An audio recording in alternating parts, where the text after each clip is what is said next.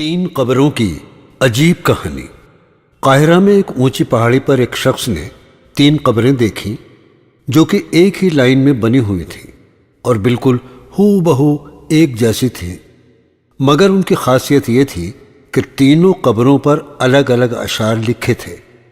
ایک قبر پر لکھا تھا، وہ شخص اپنی زندگی میں کیا لذت کر پائے گا جو یہ بات جانتا ہو کہ اللہ تبارک و تعالی اس سے ضرور باز پرس کرے گا، اور اس نے جو اللہ کے بندوں کے ساتھ ناانصافیاں کی ہیں اس کا بدلہ لے گا، اور جو اس نے بندوں کے ساتھ بھلائیاں کی ہیں اس کی اسے جزا ملے گی۔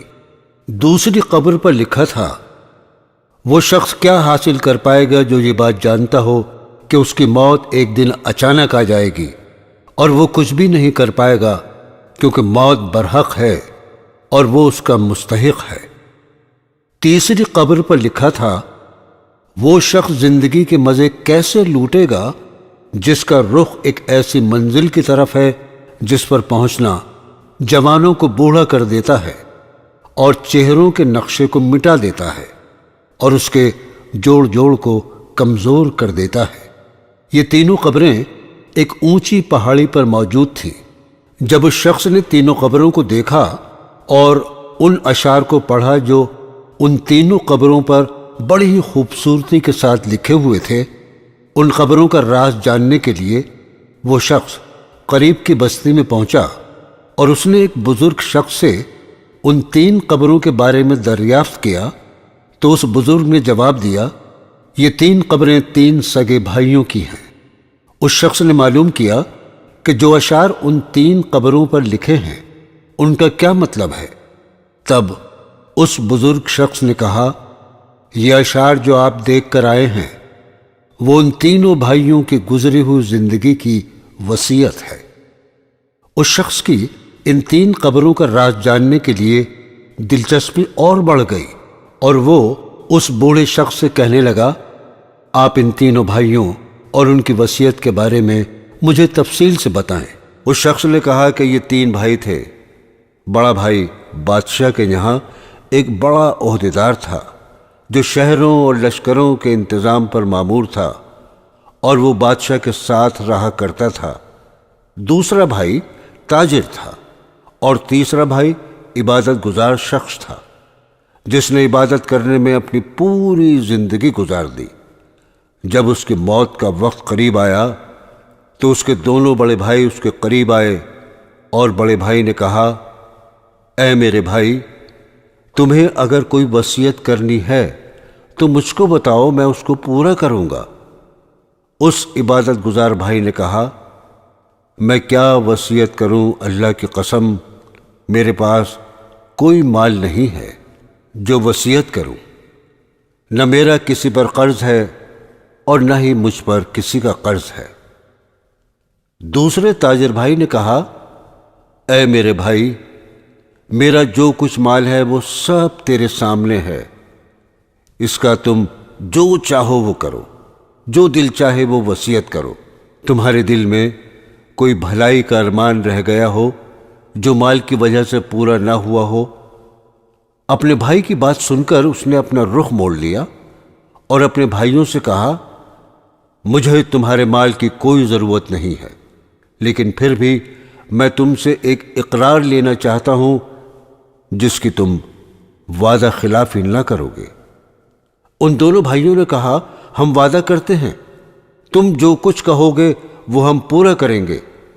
تب اس عبادت گزار بھائی نے کہا، جب میں مر جاؤں تو تم مجھ کو ایک اونچی جگہ پر دفن کرنا اور میری قبر پر لکھ دینا، زندگی سے وہ شخص کیا لذت حاصل کر سکتا ہے جو یہ جانتا ہو کہ اللہ تعالیٰ اس سے ضرور وضع پوش کرے گا اور اس سے بندوں کے ساتھ کی جانے والی ناانصافیوں کا بدلہ لے گا، اور اس نے جو بھلائیاں کی ہیں اس کی جزا دے گا۔ جب یہ کام کر چکو تو روزانہ 3 دن میری قبر پر آنا، شاید تمہیں نصیحت نصیب ہو۔ انہوں نے اس کی موت کے بعد ایسا ہی کیا۔ اس کا بڑا بھائی قبر پر آتا تھا اور آ کر بہت روتا تھا، غمزدہ ہوتا تھا، چلاتا تھا۔ جب وہ تیسرے دن آیا اور قبر کے پاس گیا اور بہت دیر تک روتا رہا، اس کے بعد وہ وہاں سے جانے لگا تو اچانک قبر کے اندر سے زوردار دھماکے کی آواز آئی۔ وہ یہ آواز سن کر خوفزدہ ہو گیا اور وہاں سے فوراً اپنے گھر آ گیا۔ رات کو اس نے اپنے بھائی کو خواب میں دیکھا اور اس سے پوچھا، اے میرے بھائی، جو تمہاری قبر کے اندر آواز ہوئی تھی وہ کیا تھی؟ اس کے بھائی نے جواب دیا، وہ آواز ایک ہتھوڑے کی تھی۔ مجھ سے کہا گیا، تو نے مظلوم کو دیکھا مگر پھر بھی تو نے اس کی کوئی مدد نہیں کی۔ یہ بات سن کر اس کی آنکھ کھل گئی اور وہ غمزدہ ہو گیا۔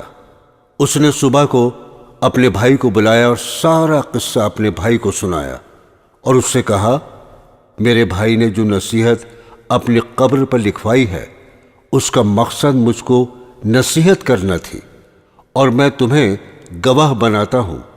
میں آج سے سب کچھ چھوڑتا ہوں اور اب میں اپنی باقی زندگی اللہ کی راہ میں لگاتا ہوں۔ اور وہ سب کچھ چھوڑ کر صحراؤں میں چلا گیا اور بھیڑ بکریاں چرانے والے لوگوں میں رہنے لگا۔ جب اس کی موت کا وقت قریب آیا تو چرواہوں نے آ کر اس کے بھائی کو خبر دی۔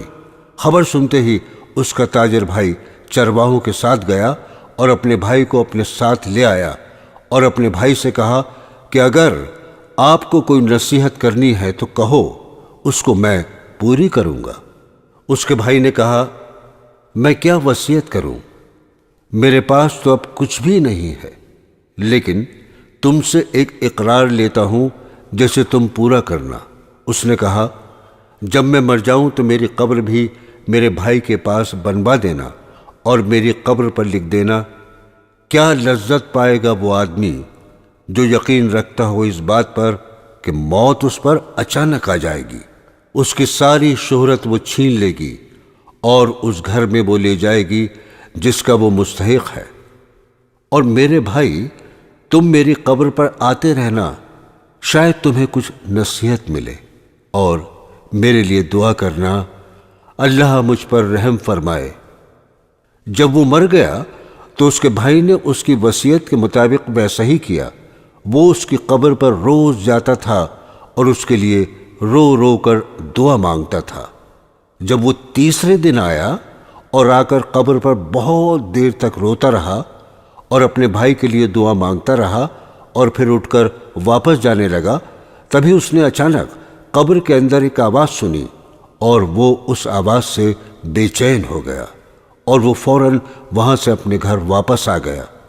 رات کو اس نے خواب میں اپنے بھائی کو دیکھا۔ اس کے چہرے پر پریشانی اور خوف جھلک رہا تھا۔ اس نے کہا، بھائی، میں بہت مصیبت میں ہوں۔ میں نے کہا، بھائی، میرا کیا ہوگا؟ اس نے جواب دیا، جس نے دنیا میں آخرت کے لیے جو کچھ نیکیاں کی ہیں وہ دیکھ لے گا۔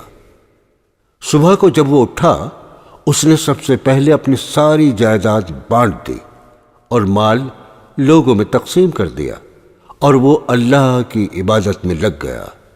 جب اس کی موت کا وقت قریب آیا تو اس نے اپنے بڑے بیٹے کو بلایا اور اس سے کہا، جب میں مر جاؤں تو مجھے میرے بھائیوں کے پاس دفنا دینا اور قبر پر لکھ دینا، کیسے مزے لوٹے گا وہ آدمی جس کا رخ ایسی منزل کی طرف ہے جس پر پہنچنا جوانوں کو بوڑھا کر دیتا ہے، جو چہرے کے نقشوں کو بہت جلد مٹا دیتا ہے اور اس کے جوڑ جوڑ کو کمزور کر دیتا ہے۔ مجھے دفنانے کے بعد میری قبر پر آتے رہنا، شاید تمہیں کوئی نصیحت ملے۔ بیٹے نے اپنے والد کے مر جانے کے بعد وصیت پر عمل کیا۔ رات کو اس نے اپنے والد کو خواب میں دیکھا۔ وہ کہہ رہے تھے، بیٹا، موت قریب ہے، تم آخرت کے سفر کی تیاری کر لو، اپنا سامان باندھ لو، جس گھر سے تمہیں نکلنا ہے اس گھر کی طرف جہاں تمہیں جانا ہے۔ صبح کو اس نے اپنے خواب کے بارے میں سب کو بتایا اور وہ دنیا سے رخصت ہو گیا۔ یہ کہہ کر بوڑھا خاموش ہو گیا۔ محترم عزیز دوستو، یہ 3 قبروں کا واقعہ آپ نے سنا۔ اس واقعے سے ہم سب کو نصیحت لینی چاہیے۔ اس کا مقصد یہ ہے کہ اللہ تعالی ہم سب کو یہ خبردار کرتا ہے کہ اے لوگو، مرنے کے بعد تمہارے ساتھ کیا معاملہ ہوگا۔ تم دنیا میں مال جمع کرنے میں لگے ہو، مگر مرنے کے بعد صرف تمہارے اچھے اعمال ہی کام آئیں گے۔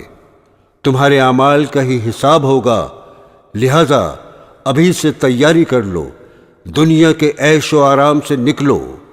اے میرے عزیز دوستو، ابھی وقت ہے، سنبھل جاؤ، ایسا نہ ہو کہ وقت ہاتھ سے نکل جائے۔